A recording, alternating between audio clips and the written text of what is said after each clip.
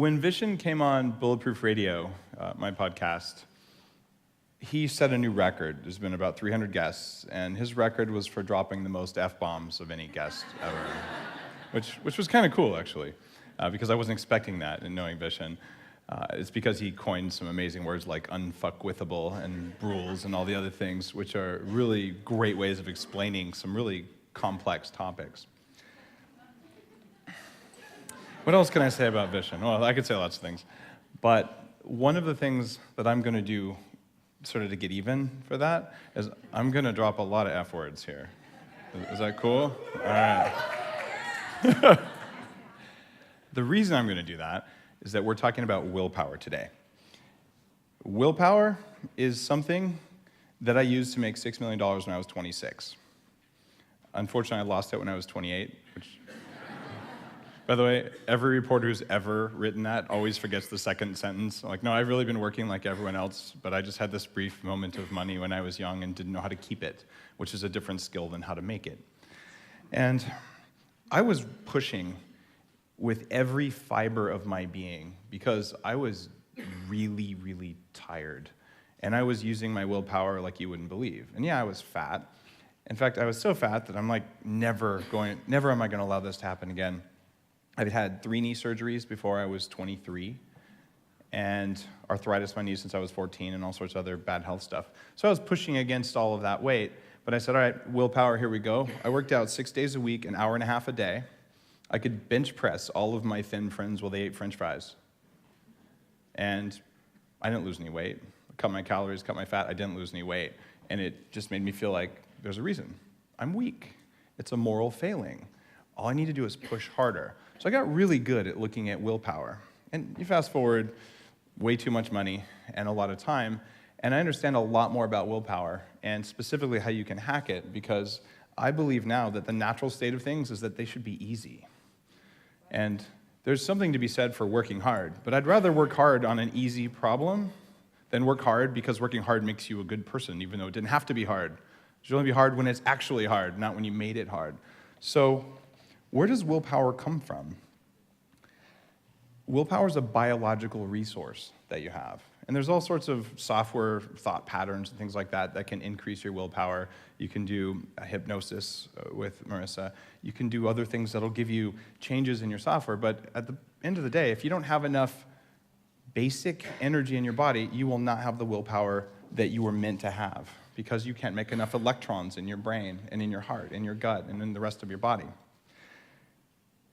Now, most of your willpower gets wasted. And what I found, and what has absolutely changed my life, allowed me to grow Bulletproof while I was working full-time as a vice president at a publicly traded company, succeeding in that job with stock options and all that stuff. I'm like, I'll start a little blog on the side, and grew it to where it is today.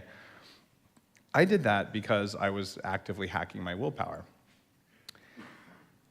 If you were to, say, sit back, say, I want to design an organism, just an animal, and I want to make it so that it'll live through anything. It'll absolutely survive forever, tens of thousands, millions of years. You would need really only a few behaviors that the animal has to have. And the first thing you might consider would be run away or kill everything scary. It's a really good base operating principle, right? Pretty much everything that's alive today, including plants, has this wired in. Plants don't run away very well, but there's a lot of them that'll kill you. Just, eat the right ones. So, okay, that's a neat one. That's our first F word, fear. And that translates to a couple other little smaller F words, fight or flight, your fight or flight response. That's a bit of a problem here. What if right now your nervous system thinks something is a threat? What's it doing with your willpower? It's wasting it, absolutely wasting it. Now, if I was to, walk up like this and give you a dirty look and almost fall off the stage, what happens is clinically measurable, right? I'm a tall, relatively muscular guy. In fact, the New York Times says I'm almost muscular, my favorite quote of my entire career, by the way.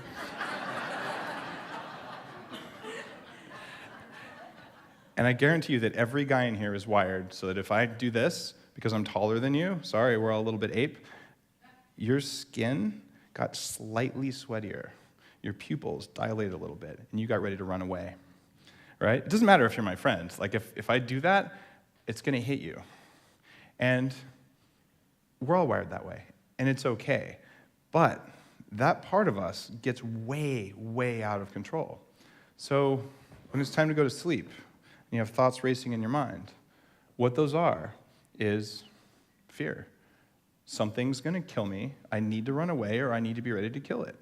And this has all sorts of metabolic effects. But worst of all, it takes away your willpower. It takes away your ability to do all the things you are. It takes away your ability to be who you are. Here's how and why it can do this. Inside your body, there's a couple different systems, but one of them has to be really, really fast. This is that thing, going back to we designed an animal, it can run away or it can kill you. Well, it needs to do it without thinking about it. You're wired this way, and it's actually frightening as all hell. If you were to, say, lean against a hot stove, what happens? Do you, I smell something. I guess I should move my hand. No. Something moves the hand. How many of you think it was you who moved the hand? Not good. You got to get my point here. Usually someone's like, I think so. But here's the point. It wasn't you. It was another consciousness in your body, one that you're probably not aware of. In fact, one that you self-identify with, and you think it's part of you. In fact, you might feel guilty that that part of you got afraid, or that part of you wanted to run away, or that part of you caused you to procrastinate, which is coming from that F word, fear. And what's happening is a speed mismatch. I call this, in my book, the Labrador brain, but you could call it a meat operating system if you're more of a computer geek. This has to be there. It has to be there so you don't fall off the stage. I didn't go, I'm about to fall off the stage. Oops, I better lean back. Like, I felt there was nothing under my foot, and my body, thankfully, pushed me back. No thought required. Elegant, amazing, sweet-ass hardware. The only problem is it keeps doing stuff because the hardware hasn't been programmed that well. What programmed your hardware? The environment programmed your hardware, especially the environment, get this, in the womb, even, when you were born, and the first 7 years of life did the most. But if you've had some trauma after that, that can program you. There are people who are fine. They go into combat. Some of the Bulletproof team are combat veterans, and yeah, they get PTSD because the environment, watching things blow up around you, kind of trains the automated meat operating system. There are things around that might kill you. Get ready to run. Get ready to fight. Those are our only two options. Okay? That's a big F that, frankly, is fucking with you. There, I used the real F word. The second thing that saps your willpower, that's just wasting your life, is the easiest one to hack, and one where I've spent a lot of time, given that I was obese. I'm still covered in stretch marks from when I was obese. Don't know how to hack those, but I'm working on it. That one is food, your second big F word. You have fear, and you have food. Now, we all just ate, but everyone here has something they really, really like. It might be a cherry turnover, a bagel, a donut, bowl of candy. Chocolate chip cookies were mine. I love chocolate chip cookies. I just actually don't crave them anymore. And here's what would happen in Silicon Valley. These amazing changes happening. You go into a conference room, and there's a plate of chocolate chip cookies. And I'll tell you my inner dialogue, and you all probably know this because you have the same inner dialogue. And it goes something like this. Eat the cookie.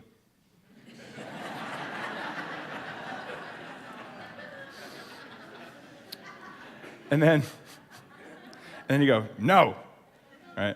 And then, predictably, it says, eat the cookie. And you say, no. Right? And so on and so forth. And pretty soon, you're like, it would be really nice if you eat the cookie. Think how good you'll feel if you eat the cookie. Imagine one bite of that cookie. In fact, salivary glands, come on, play with me.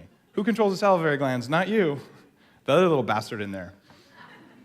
It's pretty soon. You know, I wasn't going to eat the cookie, but if I just have a bite of the cookie, you're negotiating. You don't negotiate with terrorists, but you did. Then you have one bite of the cookie, and the meat operating system's like, bam, species survival achieved. This creature will not starve to death. which is why if you take a Labrador Retriever for a walk, it'll eat gutter tacos. It doesn't matter that it's going to throw up all over your carpet a little while later. It's food. I might starve. Eat the food. Okay, basic wiring, and it's actually really useful. If you wanted to take a non-human, stupid animal, pretty much eat until you can't eat anymore, and always do that to make sure you survive. Pretty good operating system principle. So run away or kill stuff and eat everything, right? We're all wired that way. And remember we talked about that hot thing we touched?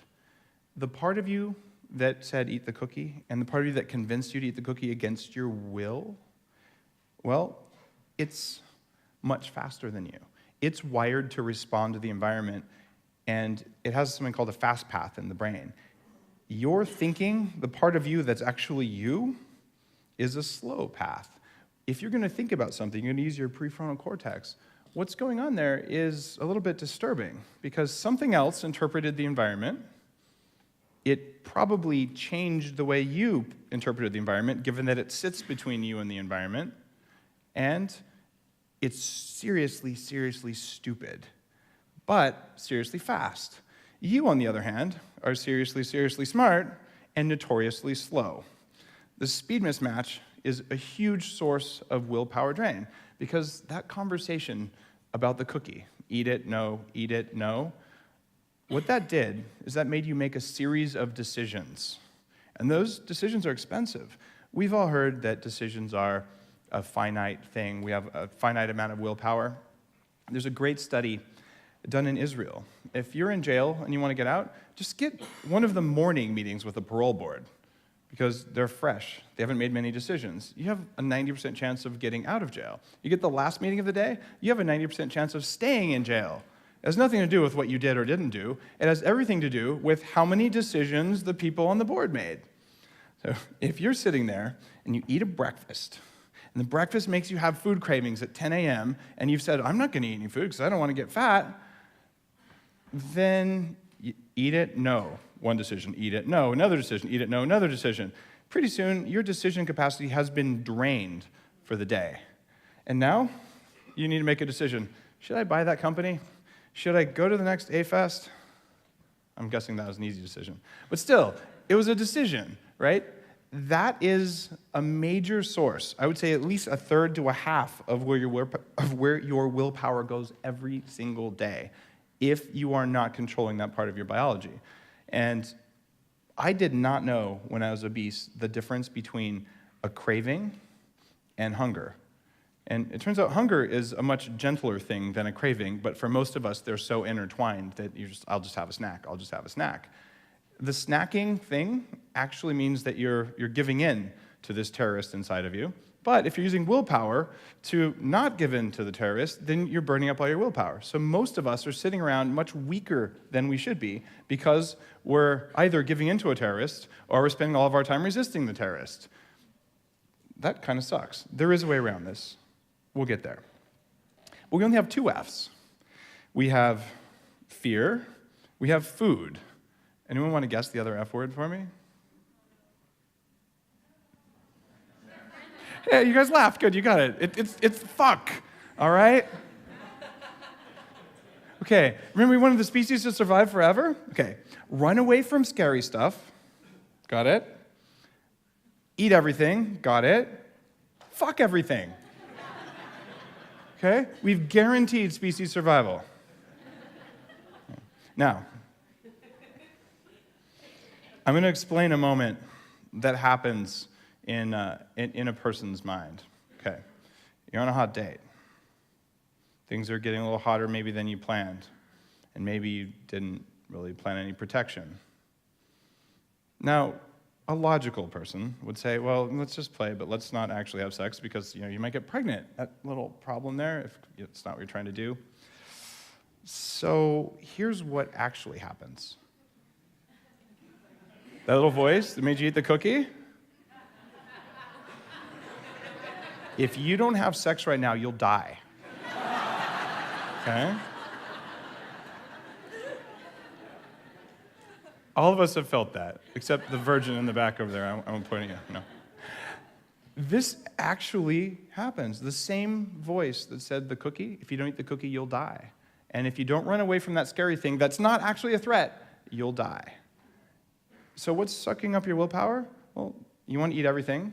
You want to hump every leg you come across, if you're the Labrador. And you're scared when you shouldn't be scared. What that means is that your challenge to turn up your willpower is to control that Labrador in your head. And there's a word that really resonates with me, and it's one that's been idolized and fetishized in the US, or just in the Western world even. And it's struggle. Like it's good to struggle. And my picture of struggling looks like this. How many of you have ever seen a puppy go for a walk? I'm guessing many of you. I don't know how many people have dogs these days. But if you watch someone with a new dog go for a walk, it's something like this. You hold the leash, and you pull the dog along, and it fights you, and it lays on its back, and it like pees on itself, and it does all the things young dogs do. But it struggles, and it fights. And if you're like most of us, at a certain point, you get the dog to a certain stage where it usually doesn't pee on the rug. It only sometimes eats the cookies that you left on the counter. And it does other dog-like things, but it's within tolerances.